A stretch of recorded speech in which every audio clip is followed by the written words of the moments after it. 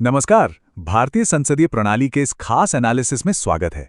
आज हम बिल्कुल आसान और सरल भाषा में सिर्फ उन टू द पॉइंट और यूजेबल जी के फैक्ट्स पर फोकस करेंगे जो सीधे तौर पर हमारे लिए जरूरी हैं, बिना किसी फालतू जानकारी के, बिल्कुल सटीक तरीके से। आइए लोकतंत्र के इस पावरफुल इंजन को गहराई से समझते हैं।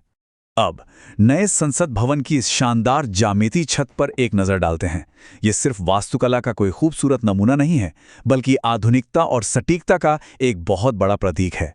जिस तरह से ये ढांचा एकदम सुव्यवस्थित और मजबूत है, ठीक उसी तरह हमारी भारतीय लोकतांत्रिक व्यवस्था भी बेहद बारीक और परिष्कृत है। ये विजुअल हमें उस व्यवस्था को समझने के लिए एक शानदार शुरुआत देता है जो हमारे पूरे देश की दिशा तय करती है। तो आज की इस चर्चा का एजेंडा बिल्कुल क्लियर है। हम इसे 5 हिस्सों में कवर करेंगे। पहला, संसदीय प्रणाली का एक बेसिक परिचय। दूसरा, विधायिका और कार्यपालिका। तीसरा, प्रधानमंत्री और मंत्रिपरिषद। चौथा, इनके बीच के मुख्य अंतर। और पांचवां, कुछ प्रमुख परिचालन चुनौतियां।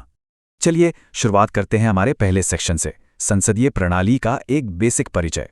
नवंबर 1949 में संविधान सभा की चर्चा चल रही थी। उस दौरान अल्लादी कृष्णस्वामी अय्यर जी ने एक बहुत गहरी बात कही थी।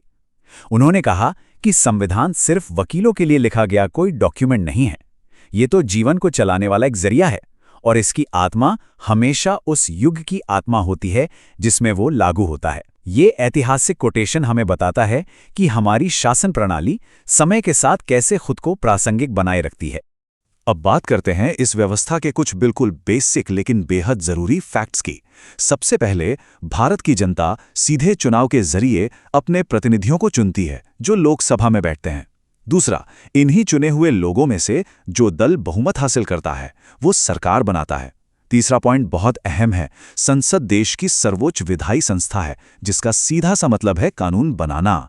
और आखिर में, संसद सिर्फ कानून ही नहीं बनाती, बल्कि ये सरकार के हर एक्शन को कंट्रोल और डायरेक्ट भी करती है।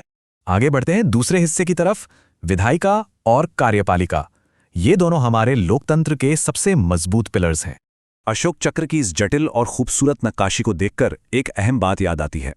शासन के पहिए हमेशा निरंतर, सुचारू रूप से और पूरे बैलेंस के साथ घूमने चाहिए, और ये बैलेंस शासन के अलग अलग अंगों के बीच बना रहना बहुत जरूरी है। शासन के इस पहिए को असल में दो मुख्य फोर्सेस चलाती हैं।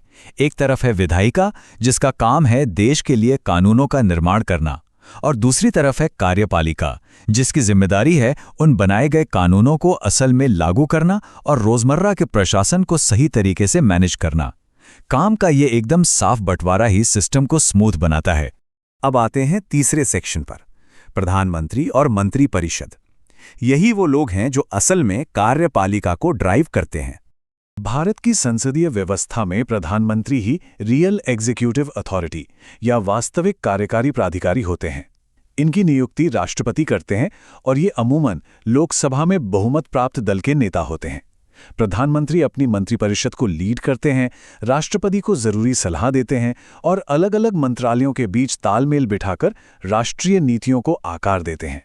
मतलब ये एक बहुत ही बड़ी और पावरफुल जिम्मेदारी है। अब मंत्री तो नीतियां बना देते हैं, लेकिन उन्हें जमीन पर कौन उतारता है? यही काम आते हैं सिविल सेवक। ये प्रशासकों का एक परमानेंट ग्रुप है। ये ब्यूरोक्रेट्स मंत्रियों के डायरेक्शन में काम करते हैं और ये सुनिश्चित करते हैं कि सरकारी नीतियां लागू हों और सभी डिपार्टमेंट्स बिना किसी रुकावट के काम करते रहें। ये हमारे सिस्टम की एक बहुत ही जरूरी स्थायी मशीनरी है। चलिए अब आते हैं चौथे हिस्से पर, मुख्य अंतर। एग्जाम्स के नजरिए से ये कंपैरिजन बहुत काम का है। स्ट्रक्चर के लेवल पर विधायिका और कार्यपालिका में एकदम साफ अंतर है। विधायिका देश की सर्वोच्च कानून बनाने वाली बॉडी है, जिसमें राष्ट्रपति, लोकसभा और राज्यसभा आते हैं। लेकिन जब हम कार्यपालिका की बात करते हैं तो इसमें राष्ट्रपति, उपराष्ट्रपति और प्रधानमंत्री के नेतृत्व वाली मंत्रिपरिषद शामिल होती है। ये बारीक फर्क समझना बहुत जरूरी है। इसी तरह केंद्र और राज्य की व्यवस्थाएं भी एक दूसरे की मिरर इमेज की तरह हैं।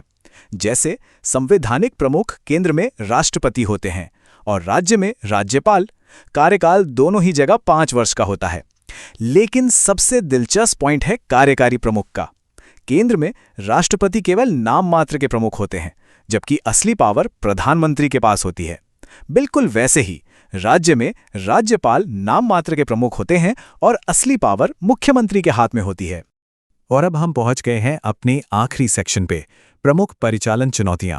थ्योरी तो हमने समझ ली, लेकिन असल में कुछ बाधाएं भी हैं। देखिए, भारतीय संसद की भूमिका बहुत बड़ी है, लेकिन जमीनी स्तर पर इसे कई बड़ी चुनौतियों का सामना करना पड़ता है, जैसे सदस्यों का नियमित रूप से उपस्थित न होना, इसके अलावा आपसी असहयोग और संवाद की कमी। एक बहुत बड़ी चिंता ये भी है कि जो महत्वपूर्ण डिबेट्स होती हैं, उनकी क्वालिटी में गिरावट आ रही है। और सबसे अहम, प्रश्नकाल, जो कि सरकार की जवाबदेही तय करने का सबसे बड़ा हथियार है, उसका बार बार बाधित होना एक बहुत बड़ी रुकावट है। इन सारे फैक्ट्स को समझने के बाद एक बहुत ही अहम सवाल खड़ा होता है। अगर ये संसदीय प्रणाली हमारे लोकतंत्र का इंजन है, तो एक स्वस्थ और मजबूत लोकतंत्र के लिए इन चुनौतियों को कैसे दूर किया जा सकता है? इस पूरे सिस्टम को और ज्यादा पारदर्शी और असरदार हम कैसे बना सकते हैं?